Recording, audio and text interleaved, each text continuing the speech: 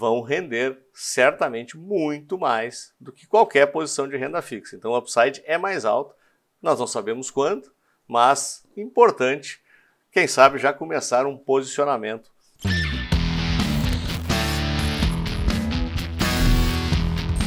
Olá amigos e amigas da Focalize, sejam bem-vindos aqui ao nosso bate-papo na sexta, esse espaço de debate para ver o que aconteceu na semana e tentar, obviamente, projetar o que imaginamos para o que está por vir.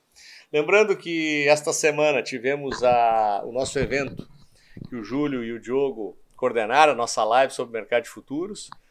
Deixamos a gravação disponível para vocês aqui no canal do YouTube, então quem não pôde participar ao vivo, não deixe de assistir porque foi uma aula incrível, quase 1h30 de conhecimento aí para vocês, disponível gratuitamente. Muito bem, pessoal, o que aconteceu essa semana? Não existe grandes novidades em relação ao cenário desafiador que o mundo inteiro vem passando. As informações sobre questão inflacionária permanecem ainda sendo o grande trigger nesse momento que coloca as bolsas, de uma maneira geral, ainda no chão, apesar da recuperação de hoje aí nos principais mercados. A semana em si foi uma semana bastante difícil, ainda voltando à questão chinesa de algumas cepas da Covid nas duas principais cidades, a possibilidade de lockdown, então parece que é um realejo, né? A gente entra aqui, entra semana, sai semana, os problemas ainda permanecem os mesmos, questão de abastecimento de gás na Europa, questão de inflação na Europa, taxa de juros que já se ventila a possibilidade, inclusive na próxima reunião do Banco Central americano, de não só 0,75, mas talvez até 1 ponto percentual, que seria bastante agressivo para o padrão de subida de juros dos Estados Unidos. Na Europa a mesma coisa,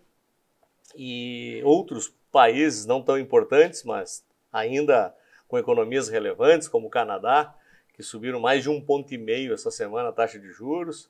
Enfim, o cenário ainda continua muito desafiador para ativos de risco e está ainda sem aquela perspectiva de, olha, aconteceu alguma coisa aqui que vai mudar o quadro e está na hora do ponto de inflexão. E alguns balanços que começaram a sair essa semana, principalmente dos grandes bancos, não vieram muito bons, especialmente o balanço do JP, que era bastante esperado, foi bem ruim, até diga-se de passagem. Isso acabou corroborando aí com a possibilidade de ainda uma pressão vendedora. Mas, à medida que o carro vai andando, as melancias vão se ajeitando, o investidor sempre tenta cada vez projetar o futuro e os mercados se animaram um pouco mais hoje. O Brasil, apesar dos pesares, já vou colocar aqui para vocês o gráfico, acabou fazendo nova mínima. Deixa eu botar o gráfico aqui. Mas durante o pregão acabou recuperando-se e perdemos aquela região de suporte dessa consolidação de fundo que eu tinha citado na semana anterior, que na minha visão até seria suficiente para marcarmos um fundo desse movimento.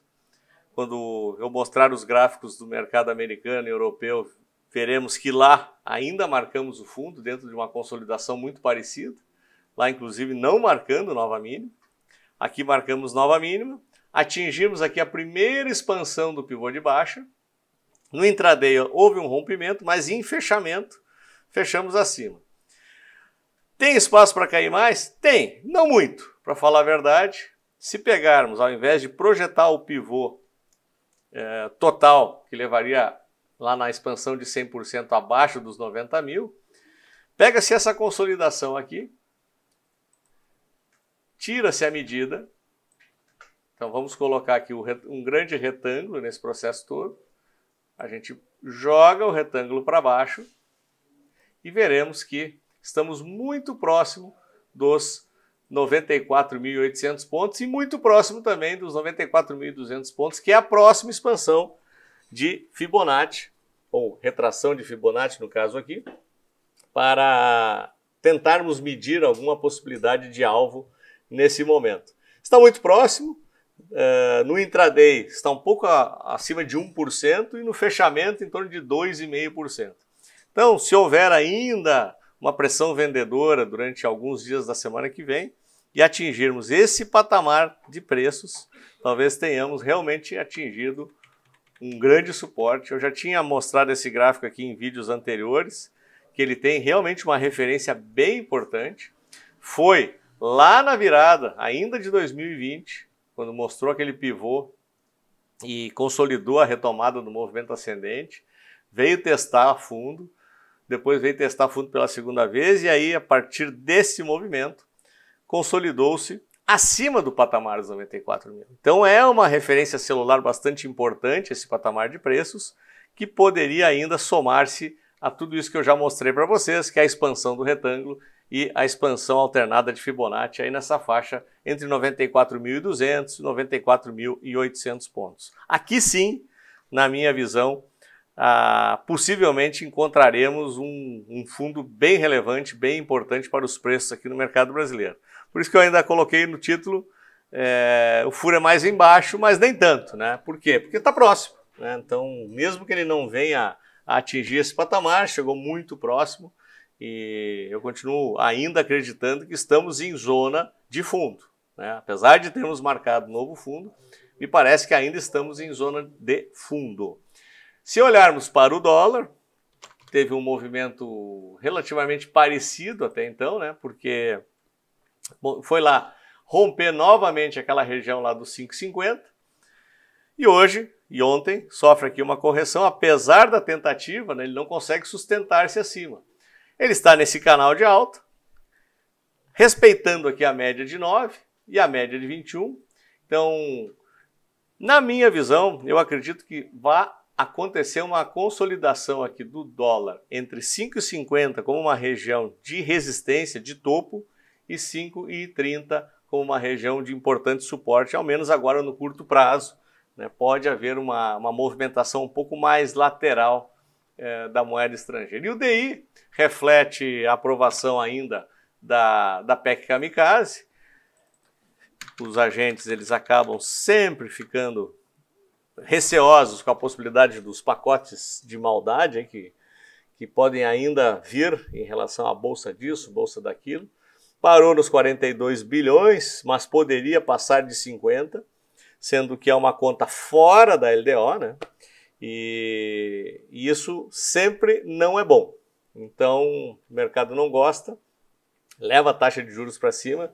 Isso aqui faz pressão ainda sobre o aumento do governo para financiar sua dívida, e o mercado de futuros já leva o preço lá para os 13,80. Então, praticamente já querendo afirmar que se imaginava que pudesse ter uma retração de taxa de juros a partir aí da virada do ano, nesse cenário aqui pode estender-se um pouquinho mais, né? Quem sabe no mínimo no primeiro semestre de 2023, e essa redução ficaria apenas para o segundo semestre de 2023. Mas isso são conjecturas da foto de hoje. Você sabe que o mercado é muito dinâmico e isso pode mudar à medida que o combate à inflação mostre-se mais eficaz. A chave desse contexto todo é o combate à inflação. Se for efetivo, a inflação começar a dar sinais que realmente vai começar a ceder, esse quadro muda novamente, e se eventualmente conseguirmos daqui para frente mostrar que é possível, apesar de tudo, ter disciplina fiscal, eu tenho certeza absoluta que esse cenário aqui muda à medida que isso ocorrer. E lá fora, o que está acontecendo? Bom, estou com um gráfico aqui da Eurostock, muito parecido com o que aconteceu no mercado americano, não chegou a marcar nova mínima, hoje reagiu com uma força bem expressiva aqui nos 2,48, olha só o que aconteceu com o S&P, bem bonito esse gráfico aqui também, não marcou nova mínima, hoje também com uma alta bastante expressiva, e destaque aqui para a Nasdaq, que também, os gráficos estão muito parecidos, é quase que uma sobreposição de imagens em cima de diferentes mercados. E ainda queria chamar a atenção de vocês para o VIX, que eu imaginava a possibilidade aqui desse pivôzinho de baixa para buscar aqui a região dos 24, me parece que é o que vai acontecer, então acalmando novamente os nervos, né? Então, em relação à expectativa, né? o gráfico do medo, e isso obviamente reflete-se também nos ativos de risco positivamente. Fazendo então aquele resumão, né? Colocando tudo aí numa panela. Ainda pode haver, especificamente aqui no nosso mercado brasileiro, em função dos nossos problemas, que a gente acabou de falar, ainda uma pequena pressão. Eu acabei esquecendo de mostrar para vocês, fazia algum tempo que eu não mostrava o fluxo estrangeiro, e nesse momento aqui, nas últimas semanas, o fluxo tem saído. Os institucionais permanecem ainda bastante laterais, ou seja, eles são o grande vendedor até agora desse processo todo, já vou mostrar aqui para vocês, mas nesse momento parece que pararam de vender. Pessoa física voltou a comprar e as empresas. Esse aqui é um gráfico que me chamou bastante atenção. Quem são as empresas comprando? Aqui são as empresas que estão com capital aberto, suas ações estão tão baratas que elas estão usando caixa, usando dinheiro de tesouraria para colocar ações para dentro das suas empresas. Então, hoje são os maiores, a ponta de maior liquidez são as próprias empresas comprando as suas ações. E ainda positivo o gráfico estrangeiro, apesar da saída, olha só, aqui está o fluxo, olha aqui o estrangeiro, apesar da saída, como vocês lembram, de março em diante começa a sair, mas ainda muito positivo, né? Então eles trouxeram muito dinheiro durante esse período aqui, final do ano passado até março desse ano, e agora estão saindo, mas ainda com muito dinheiro dentro de casa.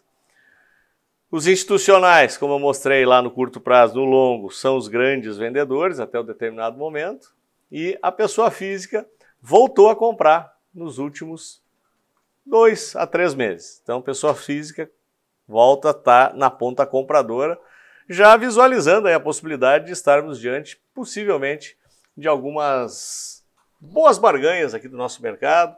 A gente fala bastante disso aqui para vocês em relação a fundamento e mercado, né? O mercado está ruim, as expectativas ainda não são boas, a gente não consegue ainda vislumbrar um mercado pujante, a renda fixa está muito forte, está pagando juro muito alto, então é um competidor quase que injusto, inclusive para ativos de risco. Mas mesmo assim, quando a gente começa a olhar para o contexto todo, tem ativos que estão muito baratos, mantém seu fundamento, e à medida que o mercado der sinais que pode melhorar, vão render certamente muito mais do que qualquer posição de renda fixa. Então o upside é mais alto, nós não sabemos quando, mas importante, quem sabe já começar um posicionamento nos ativos de risco. Pessoal, espero que tenham gostado, deem seu like, assine o nosso canal. Se quiser ser notificado, aperta aqui no sininho, assine o nosso canal do Telegram para receber nossas atualizações diariamente e tenham um ótimo final de semana. Quero vê-los no nosso próximo vídeo. Até lá!